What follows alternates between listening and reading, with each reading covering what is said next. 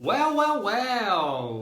E aí, meu povo? Tudo bem com vocês? Bem-vindos para mais um vídeo aqui do Zebra Salsicha. Rapaz, hoje tem coisa para falar, hein? Hoje vai ser um daqueles vídeos que eu vou provar, eu quero ver quem que vai assistir até o fim esse vídeo, quem que vai assistir o documentário aqui do Zebra. Mas eu espero que fique bom, eu espero que seja entendível para todos vocês, que eu não precise editar tanto, que o assunto é importante e o assunto é comemorativo também, né? Hoje, dia 28 de setembro, completam-se 15 anos de um dos, se não o maior escândalo da história da Fórmula 1. É o Singapura Gate, ou Crash Gate, também como foi conhecido no exterior. O episódio que envolveu aquele lance mega polêmico, né, do acidente de propósito do Nelsinho Piquet, ainda quando ele corria pela equipe Renault, no Grande Prêmio de Singapura, daquele ano em que houve uma vitória do Fernando Alonso, que corria na época pela Renault, e que anos depois acabou gerando todo um esquema de manipulação, em que foi feita uma investigação, todo aquele processo que a gente já descobriu, e que agora, 15 anos depois, o Felipe Massa, ele então tenta provar na justiça em que ele merece ser o campeão mundial de 2008, e é isso que a gente vai falar hoje aqui no Zebra Salsicha. Antes de mais nada, então, aquele ritual de sempre, deixa o like aqui no vídeo e se inscreve aqui no Zebra Salsicha, compartilha esse vídeo também com quem gosta de Fórmula 1 e quer ter mais interesse sobre esse caso tão polêmico, tão controverso da história da Fórmula 1. Então, sem mais delongas, vamos falar então desse assunto que é mega importante. Vamos primeiro contextualizar o assunto, depois a gente conta toda a história que aconteceu lá em Singapura. Primeiramente, 2008 foi uma das temporadas mais emocionantes e mais acirradas da história da Fórmula 1. Tivemos aqui, né, uma briga épica, né, entre o Lewis Hamilton e o Felipe Massa, que inclusive foi decidida na última curva da última volta da última corrida do campeonato, aqui em Interlagos, né, aquela cena inesquecível, né, quem acompanhava a Fórmula 1 naquela época vai se lembrar muito bem daqueles 30 e poucos segundos em que o Felipe Massa foi campeão mundial, até que o Lewis Hamilton ultrapassou o Timo Glock ali na curva da junção, e ali então ele conquistou o quinto lugar, que lhe dava o título mundial daquele ano, o primeiro título mundial do inglês, por sinal. E se naquela temporada foi uma disputa muito acirrada, né, entre Ferrari e McLaren, as equipes do Massa e do Hamilton, uma equipe acabava ficando bem para trás depois de alguns anos de muita dominância. E essa equipe era a Renault.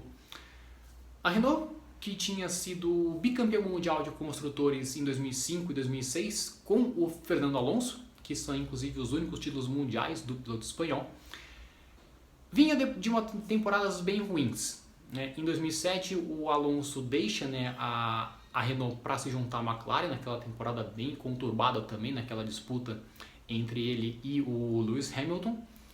Para 2008 ele volta para a Renault, mas a equipe já não era mais a mesma. Era uma equipe já de meio de pelotão, que, né, sofria até para conquistar pontos, não era uma equipe muito consistente. E para piorar, naquele ano de 2008 estoura aquela crise financeira global, né, que atinge todos os países no planeta Terra e atingiu de maneira muito severa a indústria automobilística, né? A gente viu vários casos de montadoras, né, sofrendo seríssimos danos financeiros. A gente viu no fim daquele ano de 2008 a Honda, né, deixando a Fórmula 1. E a Renault, a cúpula da fabricante francesa, ameaçava também deixar a Fórmula 1 no fim de 2008. E ela tinha, nos bastidores, dado um ultimato para a equipe de fábrica de Fórmula 1. Ou vocês pelo menos vencem alguma corrida em 2008, ou a gente está fora. Então, o Flávio Briatore, que era o chefão da Renault naquele ano, começou a articular algumas ideias para que ele pudesse tentar fazer com que a Renault voltasse ao topo e vencer alguma corrida naquele ano de 2008. Pois bem, chegamos então nessa parte contextual da coisa. Agora então vamos para Singapura naquele fim de semana, que era inclusive o primeiro Grande Prêmio de Singapura da história.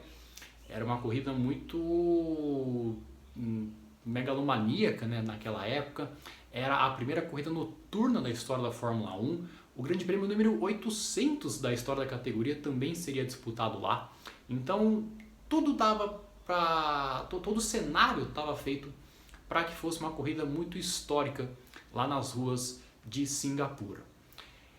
E naquele fim de semana, curiosamente, a Renault parecia muito bem, né? O Alonso ele tinha liderado alguns treinos livres durante o fim de semana, tinha boas chances de conquistar bons resultados naquela corrida, só que ele acabou tendo problemas na classificação, tanto ele quanto o Nelsinho Piquet, que era o seu companheiro de equipe, Nelsinho, que é filho do Nelson Piquet, tricampeão mundial brasileiro, e ambos largaram longe do top 10 e teriam que remar muito para conquistar um resultado positivo, só que tinha um problema.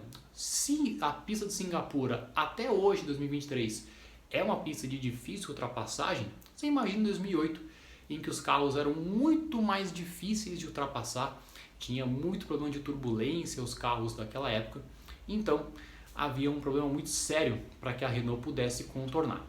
Então o nosso querido Flávio Briatore e o seu diretor técnico da Renault naquela época, o Pat Symonds, eles elaboraram uma estratégia peculiar, digamos assim. Durante a corrida, o Alonso ele seria chamado aos boxes para fazer a sua troca de pneus e reabastecimento.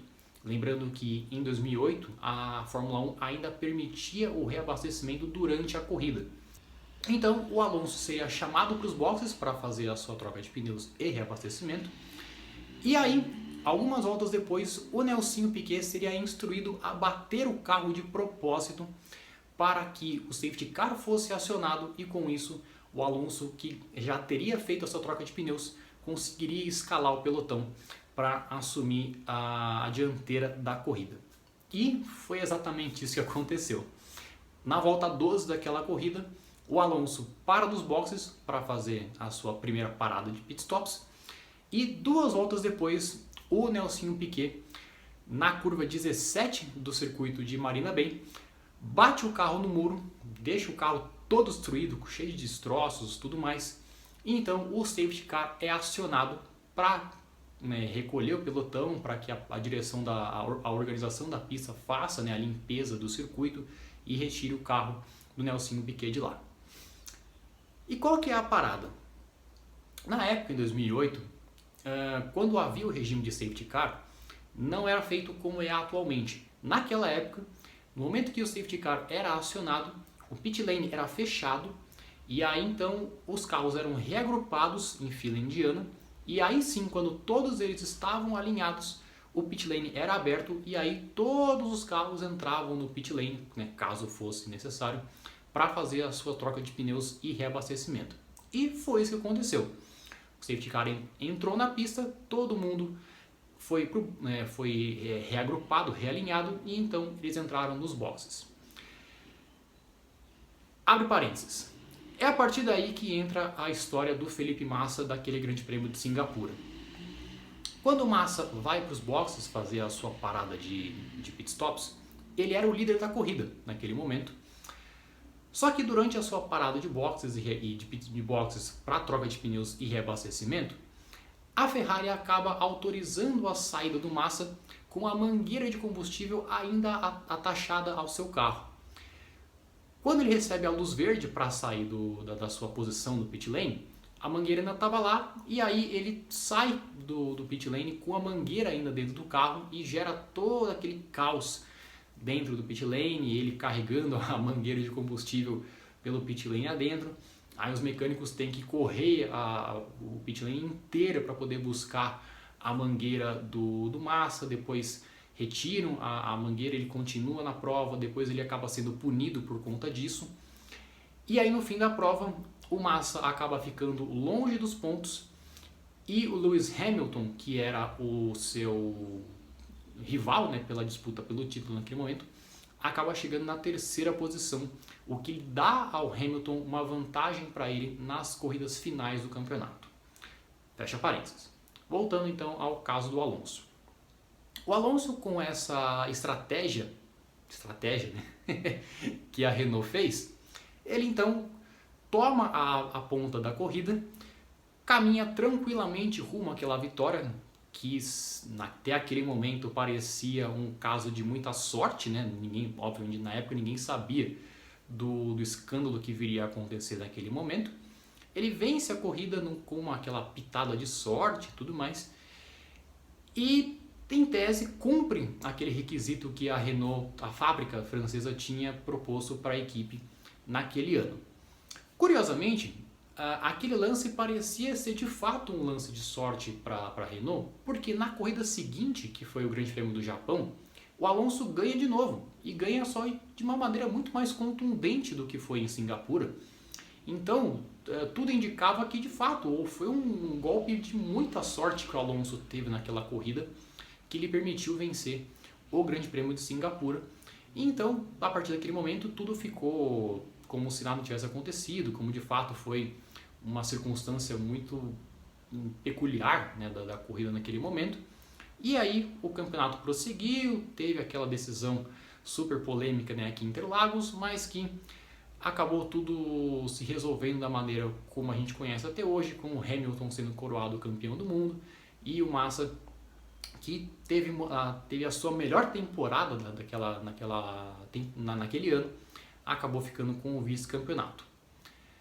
Pois bem, chegamos então no ano seguinte, 2009, o Nelsinho Piquet e o Alonso continuavam sendo companheiros de equipe na Renault, mas a equipe continuava ainda com dificuldades para voltar ao topo do pelotão. Lembrando que em 2009 a gente teve uma mudança bem drástica, né, no regulamento da Fórmula 1.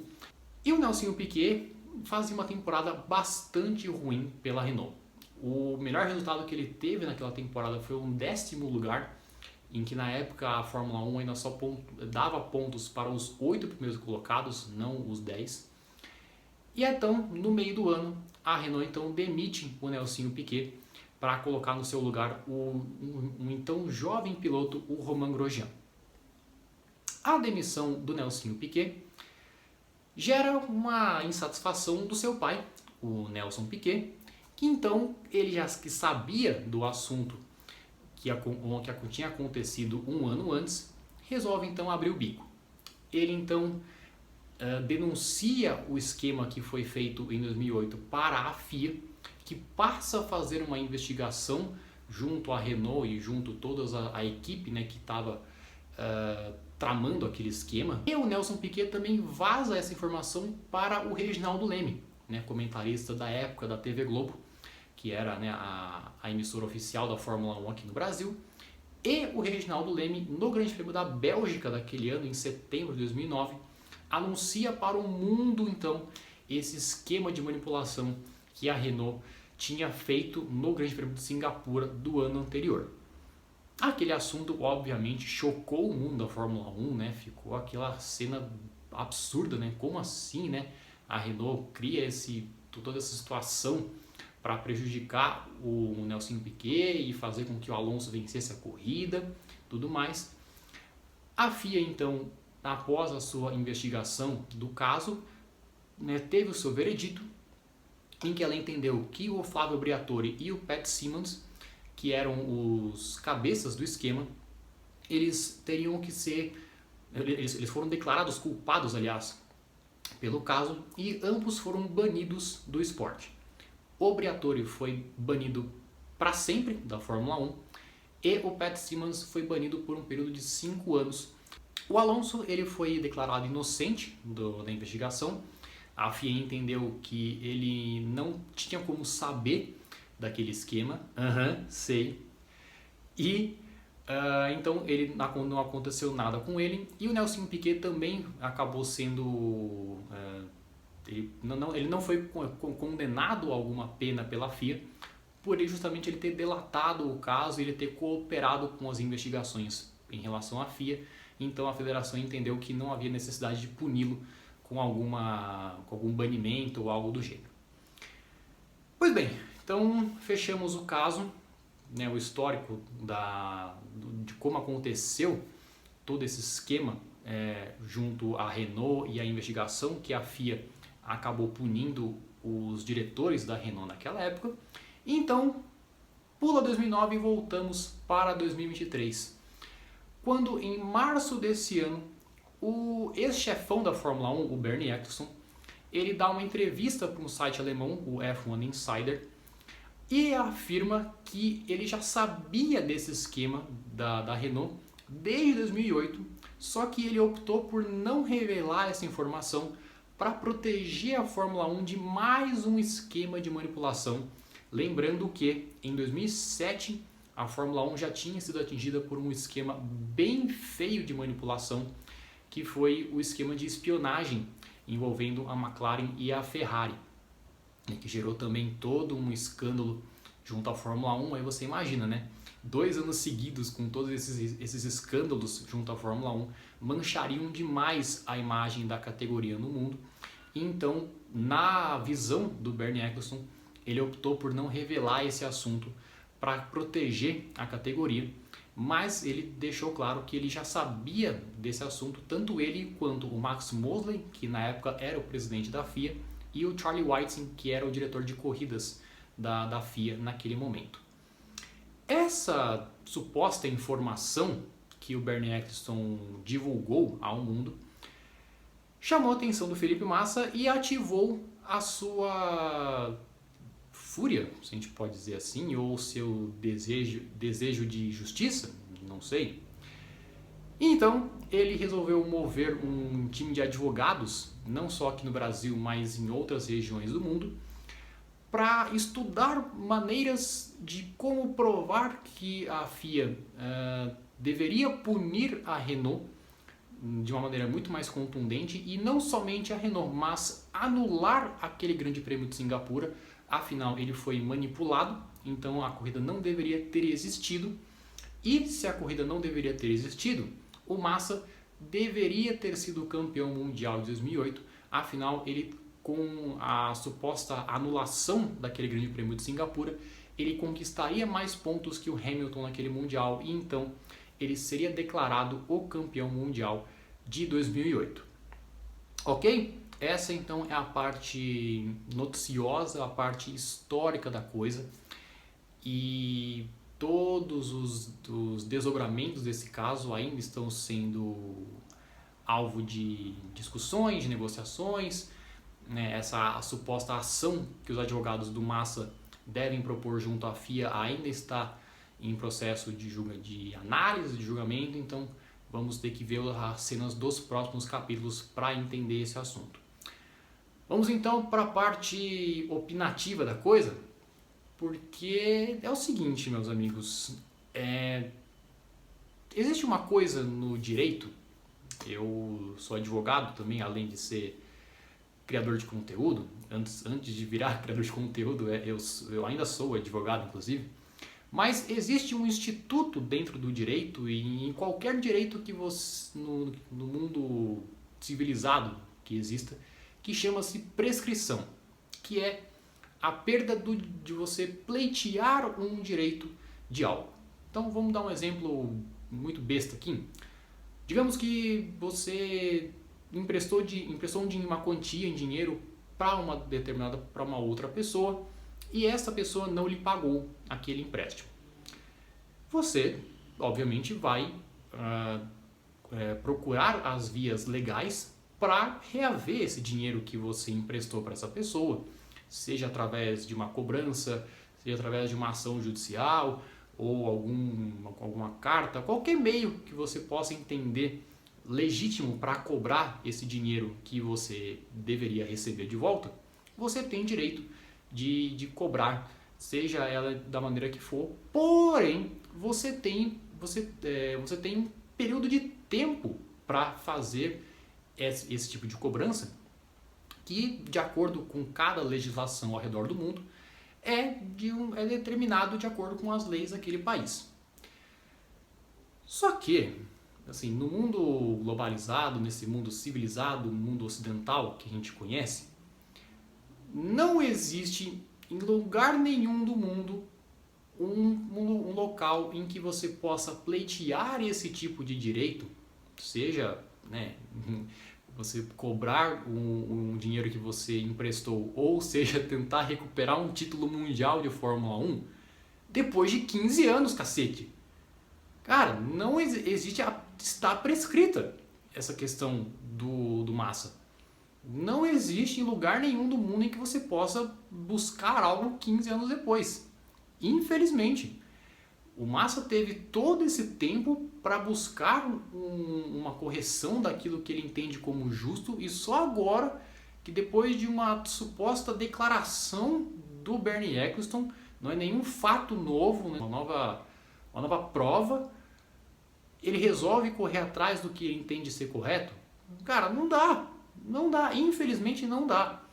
Existe uma frase que todo estudante de direito deve ter escutado lá nos seus primeiros anos de curso de direito, que é uma frase em latim traduzida para o português, que é: o direito não socorre aos que dormem. O Massa dormiu por 15 anos e só agora resolveu correr atrás dos seus direitos? Não dá. Infelizmente não dá. Isso não vai dar em nada. Ele pode alegar qualquer coisa que ele achar direito, que ele queira entender que seja devido, mas infelizmente não vai ter o que fazer. Cara, é óbvio, cara, qualquer especialista em direito vai te dizer isso, não sou eu. Olha que eu nem trabalho mais com direito, eu vou te falar isso. Se você perguntar para um especialista em direito esportivo, direito civil, o que você entender, ele vai te falar. Como é que você vai querer pleitear algo depois de 15 anos? Não dá, infelizmente.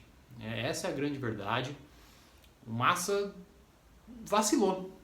E agora, assim, eu acho que a FIA, pelo menos a minha visão, a FIA ela precisa agir de uma forma muito contundente nesse caso, para que ela não abra um precedente para outros casos que pode haver uma suposta manipulação de resultados. Um grande exemplo é o que aconteceu na decisão de 2021, que está muito mais fresca na memória. A gente lembra daquela besteira que o Michael Masi fez nas últimas voltas do GP de Abu Dhabi, que acabou gerando toda aquela confusão que deu o título mundial para o Max Verstappen. Já pensou se a Mercedes e o Hamilton decidem também, depois de alguma evidência, propor uma ação junto à FIA ou na Justiça Comum para pleitear o título de 2021? É o que pode acontecer se a FIA não der uma decisão clara, contundente, que não há possibilidade de mudança de título mundial. O que aconteceu lá em 2008 ficou para trás e não tem mais o que fazer. Ponto final. E o Massa que chora na cama, que é lugar quente. Infelizmente, essa é a grande verdade.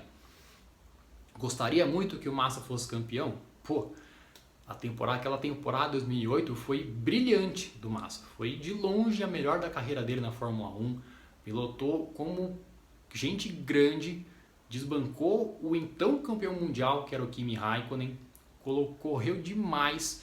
Ele batalhou contra um dos maiores nomes da história da Fórmula 1, que é o Lewis Hamilton. A gente hoje já sabe tudo que o Hamilton fez na Fórmula 1, e o Massa brigou de igual para igual com uma das lendas da Fórmula 1. Então, assim, por merecimento, ele até merecia ser campeão do mundo, mas não aconteceu. Paciência. Agora, você pleitear isso depois de tanto tempo por algo que já foi investigado, que já foi concluído, não dá, né? Essa é, infelizmente, a verdade do assunto. Mas era tudo isso que eu tinha para falar. 25 minutos, aí, tá vendo? Um mini documentário aqui do Zebra Salsicha. Ufa, terminamos de falar tudo o que tínhamos para falar nesse assunto. Depois de 15 anos, a gente volta sobre esse assunto, mas é importante a gente contextualizar e pontuar esse assunto que, infelizmente, ou felizmente, não sei, mas o Massa tem movido aí as vias da justiça para tentar algo que a grande verdade é que todo mundo sabe que não vai dar em nada. Mas é isso, beleza? Então estamos encerrando mais um vídeo aqui do Zebra Salsicha. De novo, peço a vocês aquele ritual sempre de se inscrever aqui no Zebra, deixar o like, compartilhar esse vídeo se você ficou até o final, né? Quem conseguiu ficar esses mais de 25 minutos me acompanhando aqui, agradeço demais, é muito legal ter esse apoio e esse feedback super importante. E a gente se vê então num próximo vídeo para falar mais de Fórmula 1 de fã para fã aqui no Zebra Salsicha, fechou? Obrigado, minha gente, aquele abraço, valeu!